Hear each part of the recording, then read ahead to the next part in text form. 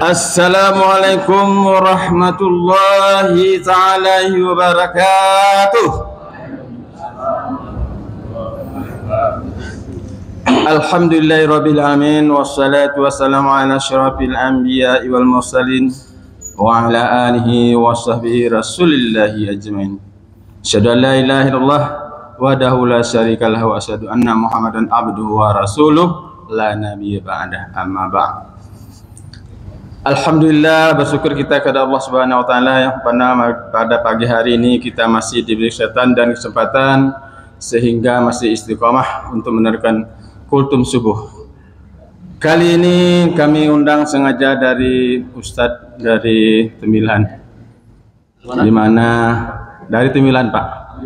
Tembilan. Dari mana, Pak? Ya, ntar lagi insyaallah. Salawat beriring salam marilah kita berikan kepada junjungan kita Nabi besar Muhammad sallallahu alaihi wasallam dengan ucapan Allahumma shalli ala sayyidina Muhammad wa ala ali sayyidina Muhammad. Assalamualaikum ya Rasulullah. Ya, baiklah Bapak, untuk tidak memperpanjang mukadimah, kami panggil saja Bapak Ustadz Duni Hasab dari Tembilan. Kepada beliau kami persilakan dengan segala hormat. Ya, betul. Allah Akbar.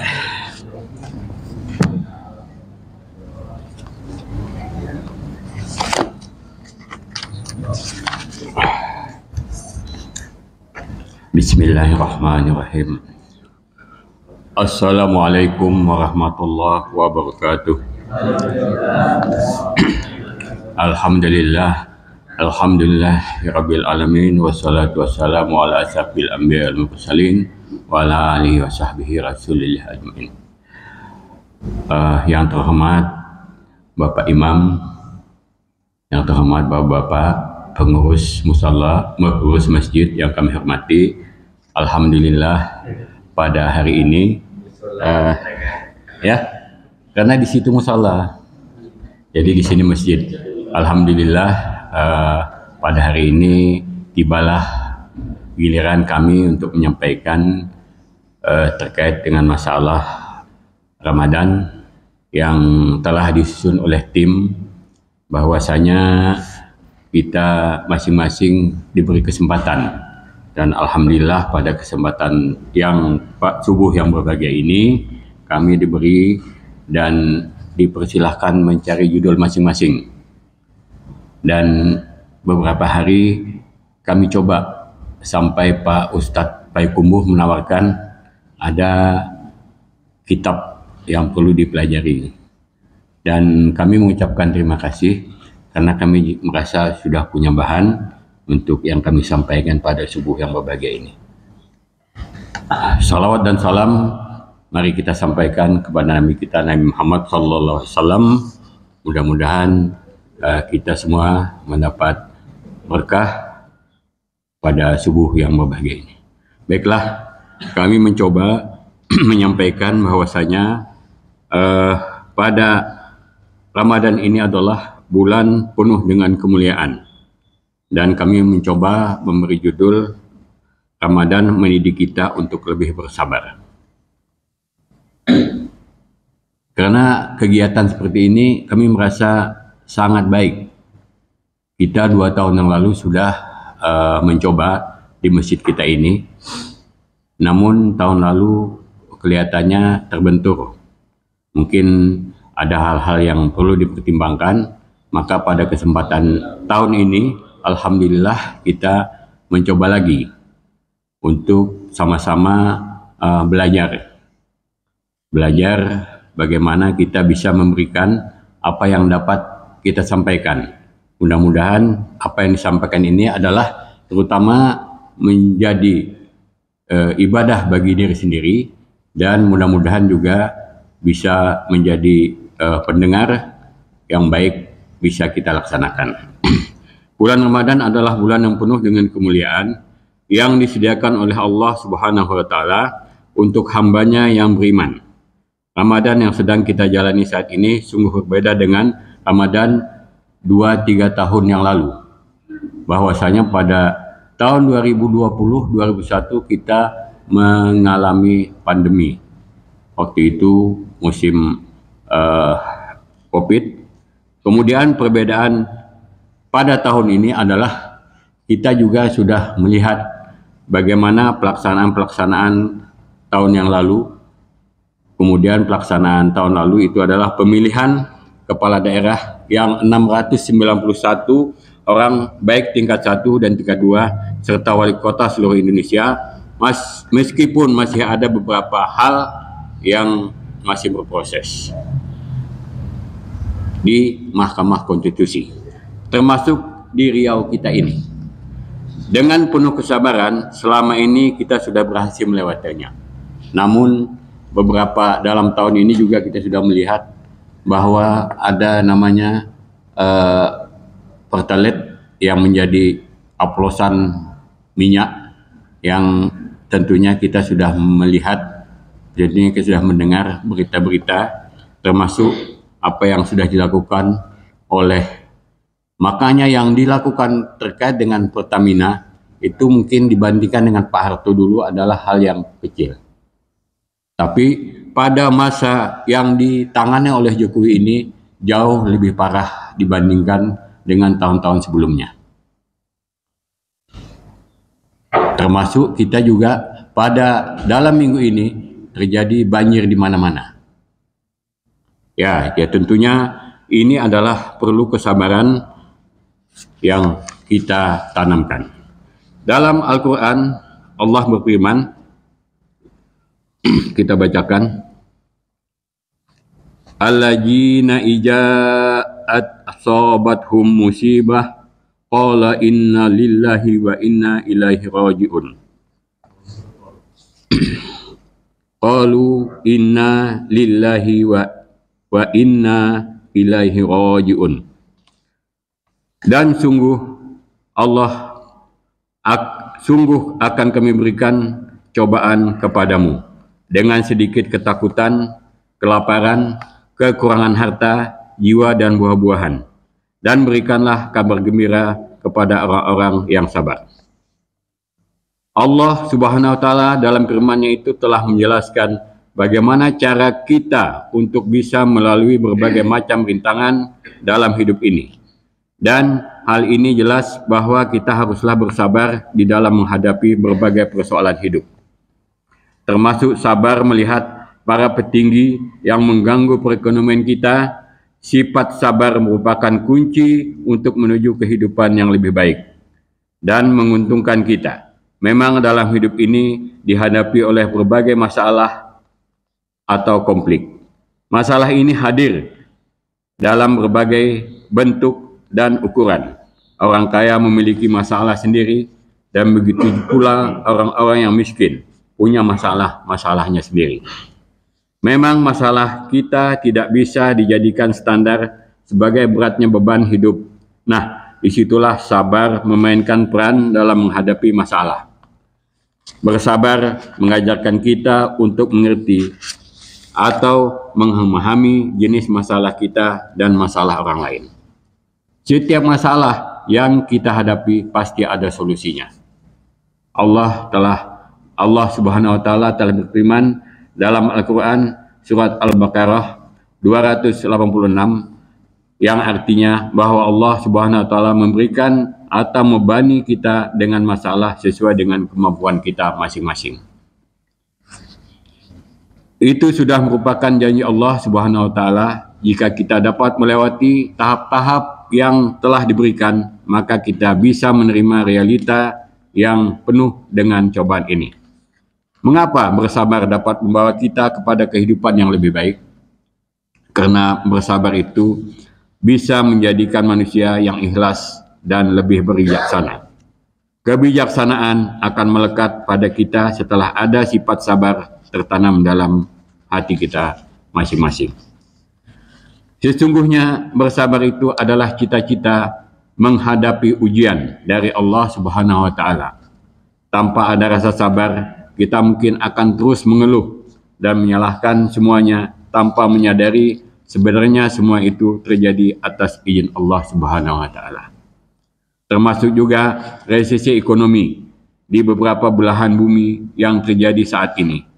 Allah Subhanahu wa taala berfirman dalam Al-Qur'an surat Al-Baqarah 153,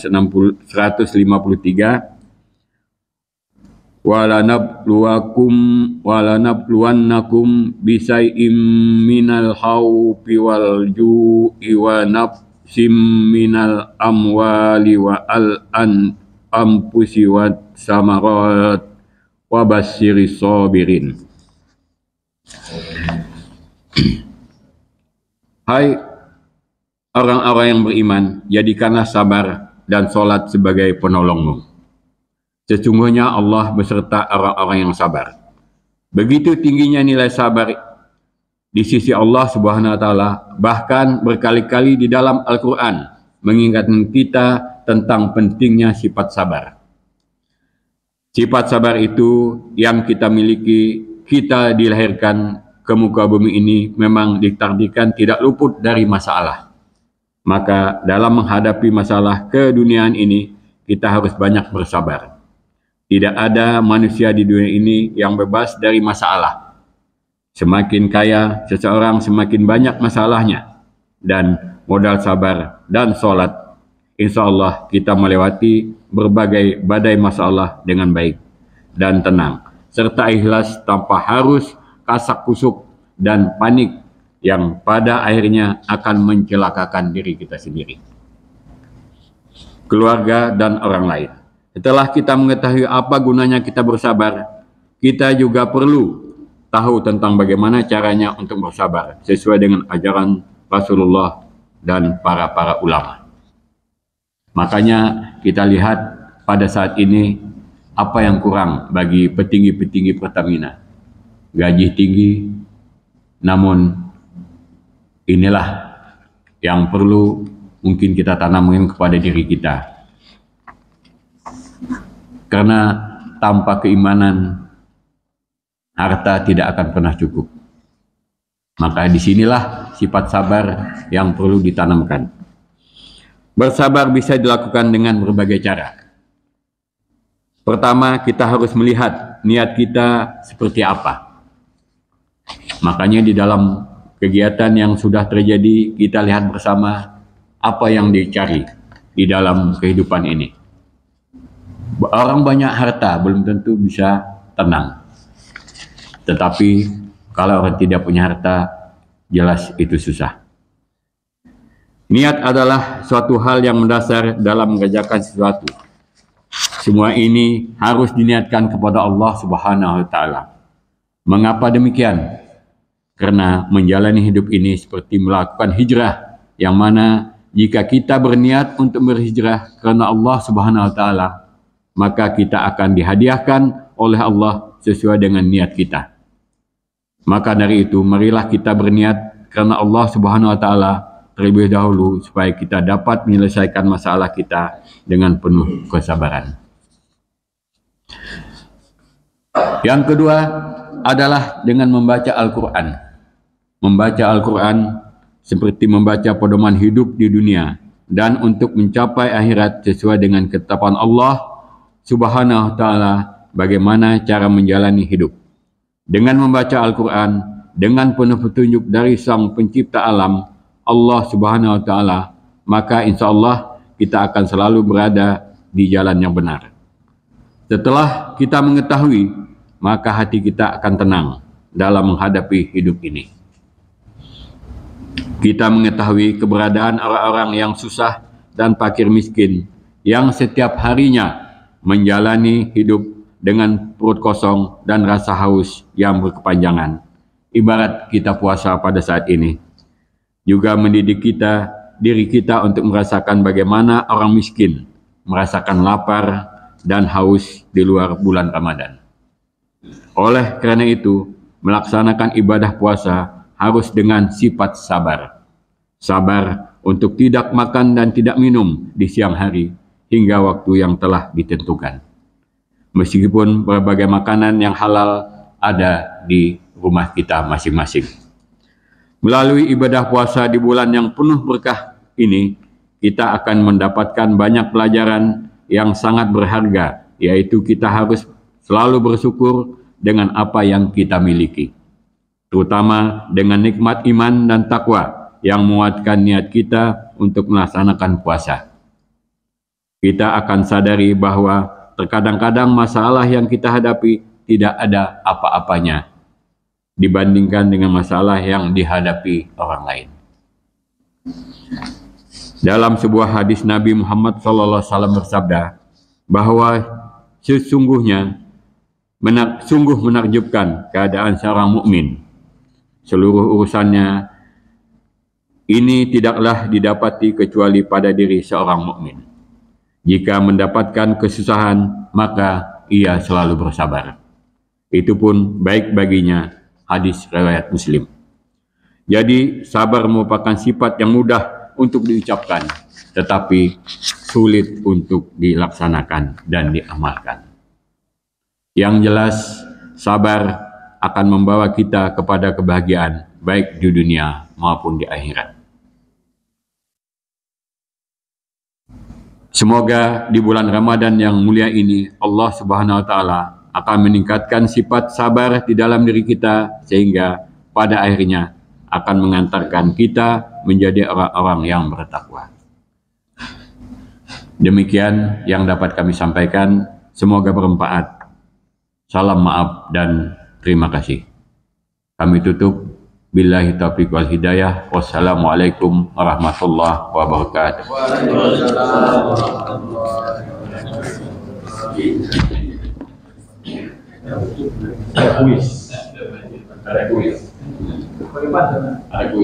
Ada penutupnya nanti. Terima kasih kami ucapkan pada Pak Doni Asap. Beliau ini biasa ceramah di musola, jadi sekarang meningkat di masjid.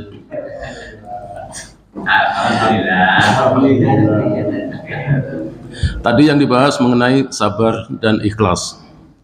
Jadi ada cerita ini, ada laki-laki, wajahnya itu kurang ganteng, bukan dikatakan jelek ya, mempunyai istri cantik sekali. Jadi mereka itu sabar dan ikhlas. Yang laki-laki itu sangat sabar, dan yang perempuan ikhlas karena mendapatkan suami yang begitu. Ya, jadi mereka sabar dan ikhlas. Yang satu sabar, yang satu ikhlas. Iya, Mas sabar. Oke, tadi ada yang minta pantun. Pantunnya, kalau ada jarum yang patah, jangan disimpan di dalam peti.